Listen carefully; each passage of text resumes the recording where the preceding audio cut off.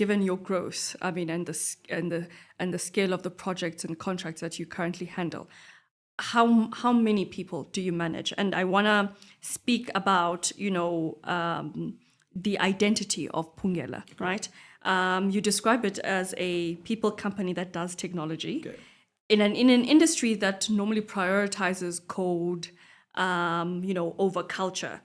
How has this specific sort of philosophy helped you manage your talent? I see now you have a number of vacancies open at the moment. Right. So how do you pick the right people for the culture of Pungela? Funny you asking this question. I've attended a few interviews over the last few weeks, and every time we do interviews, it becomes a reality check and a culture check. We've got a culture committee. And this was born from the people within the organization to say, actually, we are not a technology company, we're a people company. We do people well. And that's why we invest in our people. We invest around creating an environment where people can thrive.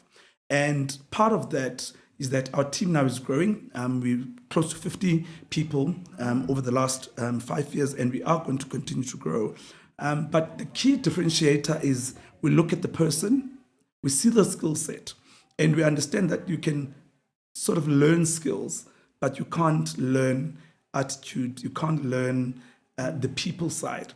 And I normally say to people, the key difference between us and a production or factory is that in a factory, as you're producing a product, there's a quality management process. So before it goes to the market, there should be some form of quality check, whether it meets the quality, whether it's food, whether it's an electronical item, someone is going to check whether it works. The difference in our field is that the client consumes the product simultaneously with production. So the person servicing the client, because we're people, we consult. So as you interact with the client is consuming the interaction as a product. So the only thing that then differentiates and becomes a quality control is the culture.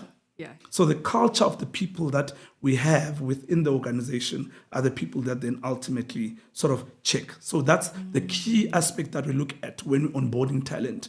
We do everything, and then at the end we say, let's look at if this person is a culture fit. And we've had instances where one person joined in, we've got 360-degree sort of checks yearly that we do, and surveys and everything. And we can quickly pick up when there's sort of an area of the business that's not happy. And once we pick that up and then we delve into that, it was the leader. And because the leader and the organizational culture were totally two different things. And that's where the saying goes that people don't leave companies, they leave people. So that's where sort of we look at. We invest in that in the relationships that we have. And we want to create a very conducive environment for people to grow and thrive, and with the skills that they have.